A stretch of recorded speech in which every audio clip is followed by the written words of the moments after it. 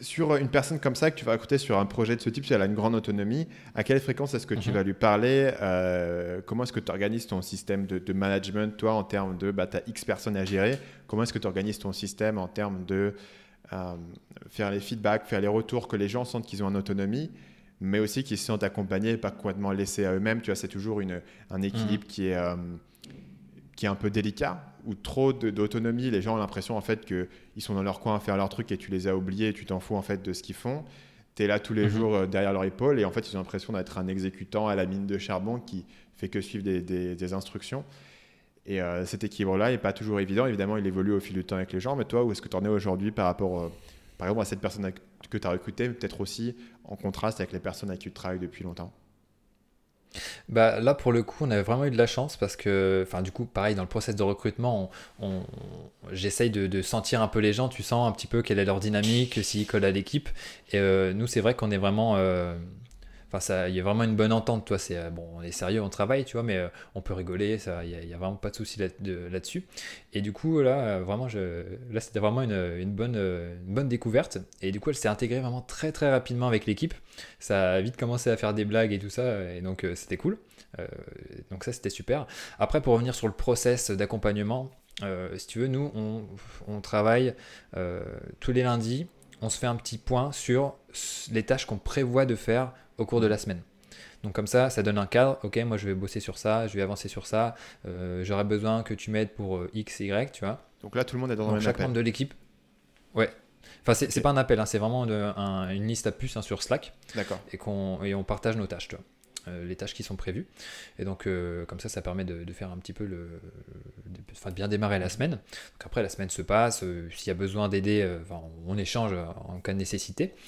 Et tous les vendredis à 14h, débrief. Et on dit, voilà, moi je suis avancé sur ça, j'ai avancé sur ça, j'ai eu un petit souci sur ça, je continuerai la semaine prochaine, etc. Ou alors, moi, bah, ça, du coup, j'ai pas du tout pu le faire parce que j'ai été pris par truc. Et donc, comme ça, on a un historique. Et ça, c'est que sur Slack. Mais à côté de ça, on utilise un outil de gestion de projet qui s'appelle Asana, dans lequel on consigne tout. Et donc, bah, grosso modo, en fait, on prend nos tâches de Asana, puis on les partage à l'équipe, comme ça tout le monde peut voir dans le flux de discussion, enfin, pour voir un petit peu ce sur quoi tout le monde travaille, quoi. Donc, et après, ce que je fais, c'est que tous les trimestres, je fais un appel avec chaque membre de l'équipe pour faire le point, voir ce qui se passe bien, ce qui se passe moins bien. Après, on peut en faire un appel un petit peu impromptu comme ça, mais et voilà, ça fonctionne bien comme ça. Donc ton Plus seul appel la récurrent, retraite, c'est par trimestre. ouais, par trimestre.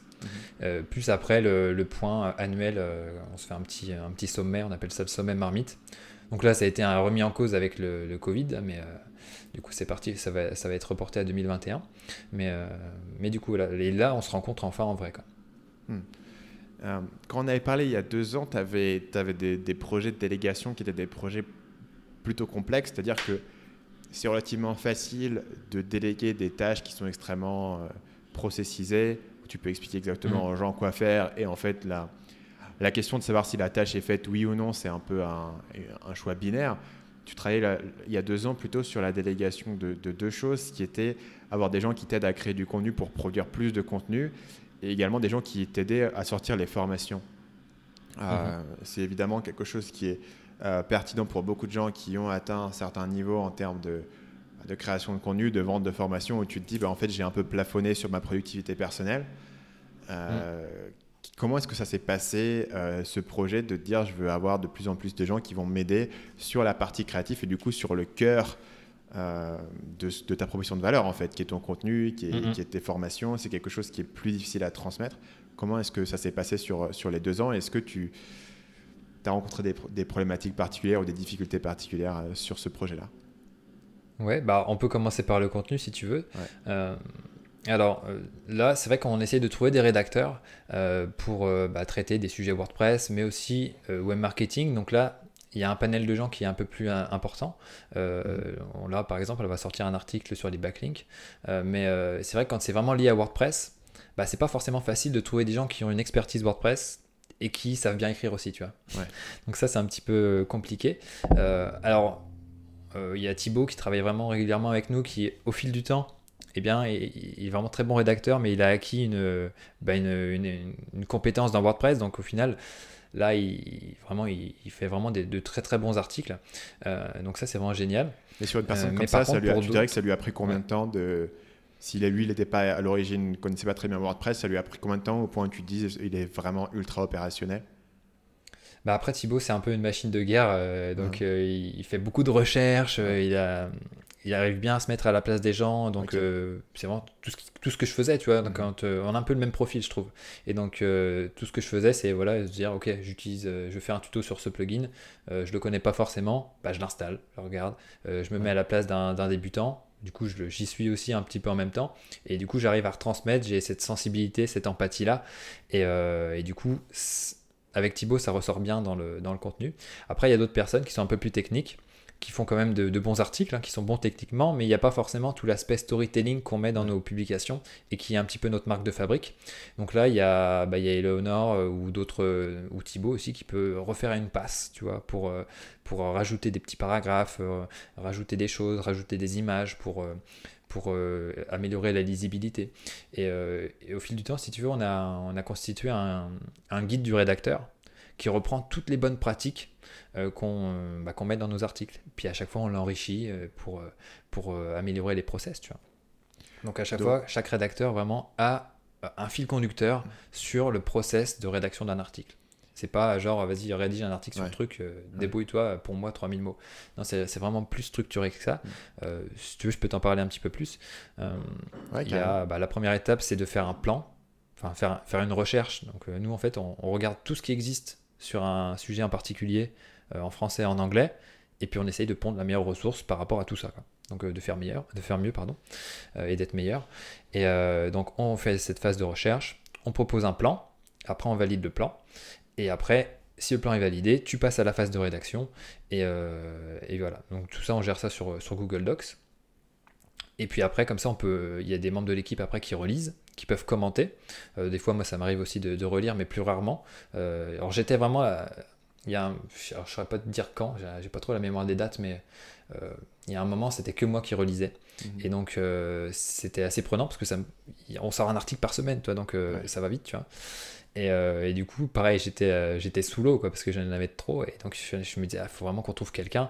Donc, après, on avait trouvé quelqu'un, puis ça se passait pas super, super. Donc, après, on a retrouvé quelqu'un d'autre. Et donc là, ça se passait un peu mieux. Et puis, mais voilà, je viens remettre de temps en temps mon grain de sel pour voir si c'est bien, tu vois, parce que ça, quand même, quand on publie, ça nous engage. Et j'ai pas envie qu'on se fasse bâcher parce qu'un truc est pas terrible. Mhm. Tout ça parce que on a mal relu, mal structuré, etc. Donc voilà. Et donc ouais, bah, je suis arrivé au bout Mais du process là t'écris pour le encore des contenu. articles Alors toi-même? ce que j'écris, c'était plutôt quand je parle de la vie du blog, tu vois, quand j'écris l'article Mhm. anniversaire, tu vois, mais ou alors je reprends des passages, mais après je dis pas forcément que c'est moi qui les ai pris, je laisse le nom de l'auteur, tu vois, Mhm. en façade, tu vois. Donc après, moi, je suis plus là en coulisses à orchestrer le tout, tu vois, à donner des retours, à améliorer un petit peu, mais je suis un petit peu moins sur le devant de la scène. Par contre, j'y suis encore sur YouTube en vidéo, donc c'est encore ma tête, mais je me dis, bah, pourquoi ça devrait forcément être que lié à moi? Si, admettons, j'embauche quelqu'un d'autre ou qui pourrait publier des vidéos, alors pas à ma place, mais peut-être qu'on pourrait le faire conjointement, peut-être qu'on pourrait faire des vidéos où on est tous les deux, enfin j'en sais rien, tu vois, et en fait, c'est vrai que la marque WP Marmite est assez liée à moi, mais je me dis en fait de plus en plus qu'il faudrait qu'elle soit juste WP Marmite, tu vois. Quand tu vois, je sais pas, des mecs qui lancent des startups ou des plugins WordPress, bah, c'est pas le fondateur qui fait tout, tu vois. Même s'il est en avant sur différentes choses, bah, si tu veux grossir, tu peux pas tout faire, hein. Donc il faut à un moment arriver à déléguer. Et donc je pense que pour le côté anglais, le jour où on se lancera dans la vidéo, bah, ça sera sûrement quelqu'un alors peut-être Cynthia, peut-être quelqu'un d'autre, j'en sais rien, mais on va, je vais essayer quand même de me détacher un petit peu de la marmite pour que ça devienne une marque à part entière, et, dont laquelle je serai le fondateur, bien sûr, mais, euh, mais voilà, je serai pas forcément toujours en avant sur le site, quoi. Hmm. Donc voilà pour le contenu et les vidéos. Puis après pour les formations, là aussi c'est compliqué parce que il y a aussi toute une pédagogie à avoir. Donc il y a un membre de l'équipe qui m'aide un petit peu à débroussailler le terrain, mais pour le moment il n'y a pas vraiment de personne qui est capable de prendre ma relève. Donc après j'ai aussi des autres membres de l'équipe qui m'aident notamment à faire tout ce qui est diapo un petit peu, enfin toutes les diapos, les trucs un peu créatifs qu'il y a quasi dans la formation. Mais on va dire toute la proposition de valeur de la formation, c'est moi qui l'ai fait, c'est moi qui fais le plan, c'est moi qui fais le déroulé, les scripts. Et c'est d'ailleurs ce qui me prend beaucoup de temps aujourd'hui. Bon, faut dire qu'on sort des formations assez ambitieuses. Là, on a sorti une formation sur Elementor. Je sais pas si ça te parle, mais c'est un constructeur de pages qui te permet de faire vraiment des beaux sites sur WordPress, quoi. Ça te permet d'aller beaucoup plus loin que l'éditeur classique, enfin l'éditeur Gutenberg. Et du coup, là, c'est une formation en 3 parties. Les 2 premières parties, ça totalise 155 vidéos pour 16 heures de contenu. Et là, je vais encore faire la partie 3 de la formation. Et là, j'ai passé un mois enfin, pas à procrastiner, mais pareil, avec mes différentes contraintes, j'ai pas pu avancer correctement dessus. Et j'en ai parlé dans mes débriefs là, sur ma chaîne perso, c'est que va falloir, je pense, que je trouve quelqu'un qui m'aide vraiment à m'aider sur l'opérationnel pour les formations parce que je peux plus suivre, quoi, tout simplement, quoi. Donc qu'est-ce que tu appelles l'opérationnel là-dessus? C'est la création de contenu Ouais, pour les formations? ouais, c'est la rédaction des scripts et pourquoi pas le tournage. Alors pour certaines formations, je pense que je serai toujours en face caméra pour faire le tournage, mais pour des plus petites formations, je pense qu'il y a des personnes qui pourront, cette personne-là pourra se mettre en avant sur la plateforme de formation qu'on a, quoi. Un petit peu comme Ramit Sethi, que tu connais, il a sorti quelques petites formations, alors je sais plus les noms, mais en gros c'est des membres de son équipe qui étaient en avant qui étaient vraiment face caméra en train d'expliquer, en train de faire la formation, quoi.